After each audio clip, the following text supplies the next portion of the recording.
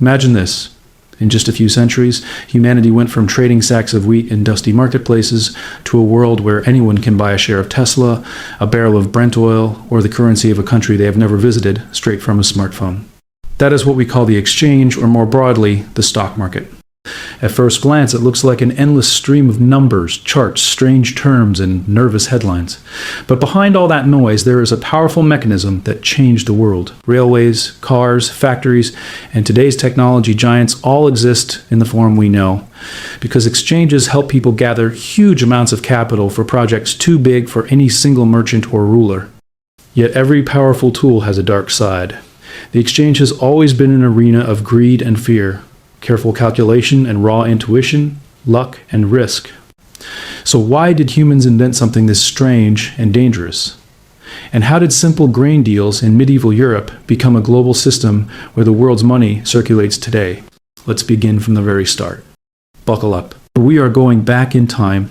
Europe around the 10th century. Picture a small northern European town. Narrow streets, horse carts, bustling markets. Merchants arrive from many lands to sell cloth, spices, wine.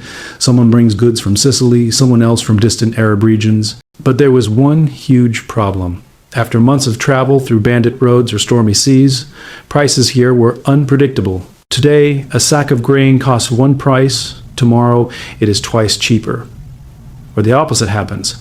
One rainy season destroys the harvest and prices triple. Risk was terrifying. Too many unknowns. People were afraid to trade, but without risk there is no trade, and without trade there is no economy. So the most experienced merchants began meeting before the fairs and making deals ahead of time. They would agree on something simple. 6 months from now I will deliver you 100 sacks of wheat, and you will pay me this fixed price. These were the first futures contracts. A futures contract is simply a deal for the future that locks a price now. It allowed merchants to insure themselves against chaos, calculate profit calmly, and invest with confidence into ships, caravans, and farms. They also needed a trusted place where everyone knew the price of grain, wine, wool, or metal. That is how the first trading houses started forming. Now fast forward to Bruges in the 15th century. This was the beating heart of northern European trade. On one square stood the house of the Van der Beurs family, wealthy merchants and bankers. Their coat of arms had 3 purses. Merchants from all over Europe gathered there to negotiate, sign contracts, exchange bills, and hear the latest news. Over time, the place stopped being only a friendly family house. A whole trading square grew around it. Brokers, merchants, money changers. The exchange was being born in real time. That is where the word bourse, meaning exchange, comes from. Soon, Antwerp took over the role of trading capital. By the 16th century, it was the busiest port in Europe. Spices from Asia, silver from the Americas, wool from England, everything flowed through Antwerp. And here they built something new for the first time in history, an official building designed only for trading. High arches, a roof against rain, rules of conduct. This was the first true exchange hall. At that time, people traded real goods, grain, cloth, metals. But another market exploded there too. Currencies. Merchants crossed many kingdoms with different coins, so exchanging money became a business. These were early foreign exchange deals, not through computers, of course, but face-to-face. And then something appeared that changed capitalism forever: trading shares. For that, we go to Amsterdam in the 17th century, one of the richest cities on earth at the time. The port is full of ships carrying spices, tea, tobacco, and silver from across the world. Silver was the main trading metal back then, almost like the global reserve currency of the era. Here a company appeared that rewrote history, the Dutch East India Company, also known as the VOC. It was the first true joint stock company. For the first time, ordinary wealthy citizens could buy shares of a giant overseas expedition. Here is why it was genius. You did not buy a ship, you did not hire sailors, you simply bought a paper share. That share gave you the right to a portion of future profit from the spice trade. This is the ancestor of what we now call a public stock offering, or an IPO. An IPO is when a company sells shares to the public to raise money for growth. Investors buy those shares to own a piece of the company and potentially earn dividends, or to sell later at a higher price. That is how the first real stock market was born. In Amsterdam, people traded shares not only for cash, they also began making time-based buy and sell deals, and speculation exploded. Bulls and bears appeared, traders betting on price moves instead of long-term profit. A bull bets the price will rise, a bear bets the price will fall. Even then, brokers manipulated markets. Rumors about ships sinking could crash prices, so insiders could buy cheap shares. The city was boiling. Some people became unbelievably rich. Others lost everything. Trading stopped being only about goods. It became a game of expectations, belief, and crowd psychology. And that psychology produced the first speculative mania in history. Welcome to the Tulip Mania of the 1630s. The Netherlands was the richest country in Europe. Ships brought spices, gold, carpets, merchants, and bankers filled the streets. Then tulips became fashionable. Some rare varieties were so beautiful and unusual that they turned into symbols of prestige. Merchants began competing over who owned the most exotic bulbs. Speculators joined in, and prices went insane. People traded futures contracts for tulip bulbs. That means they sold bulbs that had not even grown into flowers yet. Some rare bulbs cost as much as a house in Amsterdam. A skilled craftsman earned only a few hundred guilders per year, while bulbs sold for thousands. The people sold property, borrowed money, and rushed in because everyone feared missing out. Newspapers fueled the hype. Neighbors bragged about their bulbs like trophies. Then in February 1637, at one auction, nobody raised a hand. No bids. Prices collapsed. In weeks, thousands were ruined. The first financial bubble in history had burst, and from that moment on, exchanges and bubbles walked side by side. But the lesson did not last long. The next mania would be louder, bigger, and centered in London. London in the early 1800s had a unique market culture.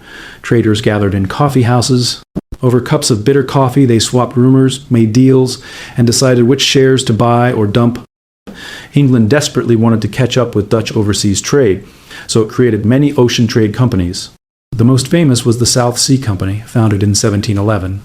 It promised magical profits from Latin America. The problem was obvious. England did not control those lands. Spain did. But nobody cared while stock prices were skyrocketing. Aristocrats, bankers, and even royal relatives rushed in. Shares multiplied in months. There was true market fever. Even Isaac Newton invested heavily and later said he could calculate the movement of the stars but not the madness of people. Then reality hit. Profits were imaginary. The bubble burst. Prices collapsed. Thousands lost fortunes. Afterward, England strengthened control over markets, and London became a world financial capital in the 19th century. London also popularized short selling. Short selling is when a trader borrows shares, sells them first, and hopes to buy them back cheaper later. In other words, it is a bet that the price will go down. Even back then, people called it immoral because it rewards failure. Yet it became part of the market. Now let us cross the ocean. New York at the end of the 18th century was still a young city. In 1792, brokers met under a buttonwood tree on Wall Street and signed a simple agreement.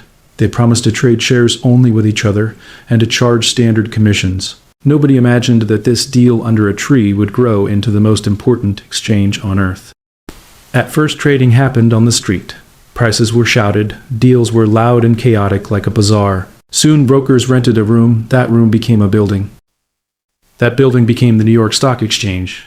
By the mid-19th century, New York overtook London in railroad share trading. By the early 20th century, hundreds of millions of dollars moved there. Indexes like the Dow Jones were created to track the mood of the whole market, like a thermometer for the economy. The exchange became a symbol of the American dream, a place where you could become rich overnight or lose everything in a blink. And then that dream turned into a global catastrophe. America in the 1920s was jazz, parties, new technology, electricity in homes, cars on streets, cinema, everywhere. Millions of citizens rushed into stocks. They bought shares of railroads, chemical companies, tobacco factories, anything that moved. The most dangerous detail is this: many bought with borrowed money. They paid only part up front and borrowed the rest from brokers, thinking prices would rise forever. That is leverage, also called margin trading. It can multiply gains, but it multiplies losses too. In October 1929, selling began slowly, then panic took over. In days, the market collapsed. Stocks lost roughly half their value. This was the first domino. People who felt rich on Monday were broke by Friday. Banks failed one after another, wiping out savings. Industry froze. 1 in 4 Americans lost jobs. Families lost homes and moved into tent camps. The Great Depression began. America responded by creating strict market laws. Companies were forced to disclose honest information before selling shares. Insider trading was banned. Pump and dump schemes were punished. Margin borrowing limits were introduced. Investment banks and commercial banks were separated to protect ordinary people. And most importantly, a watchdog was created to regulate markets and license brokers. That watchdog still controls American markets today. These reforms made the market more transparent and safer. But history shows one truth: the desire for easy money never dies. After the Great Depression, markets recovered, and by the mid-20th century, stocks were booming again. The exchange became a huge industry with millions of workers: analysts, traders, fund managers, risk specialists. Hedge funds appeared. They used complex strategies and mathematical models instead of simply buying and holding stocks. Then computers changed everything. Trading left noisy floors and moved into silent server rooms. Today, most deals are executed by algorithms, not humans. This is high-frequency trading. It means computers buy and sell at extremely high speed in milliseconds, trying to profit from tiny price differences. Even so, madness still happens. Think of the dot-com bubble around the year 2000. Some internet companies rose 10 times just because they had a website, and then collapsed to almost nothing. Now here's the key point. Even if you never buy a single share, stock markets still affect your life. Companies raise money there to build factories, create jobs, launch products. When capital is easy to access through shares, more projects are born, and economies grow. That means work and salaries. Even mortgage and loan rates depend partly on market confidence. When markets fall, banks become cautious, and borrowing becomes harder. In simple terms, the stock market is the barometer of the economy. It reacts to everything: wars, elections, oil prices, and even social media posts from powerful people. So exchanges traveled from medieval squares to your smartphone. Today, you can buy a share of Apple by Bitcoin or bet on a currency move in seconds while sitting on your couch. But after 500 years, one thing did not change. Markets still move more on emotion than logic. Greed on the way up. Fear on the way down. We believe rumors easily, and we forget history fast. Remember this the next time a new bubble makes everyone euphoric. If someone is making a fortune, someone else is losing one. Thanks for joining me on this journey through time, money, and human nature. Tell me in the comments which moment shocked you most. Tulips, the South Sea madness, the crash of 1929, or today's algorithm wars. See you in the next story.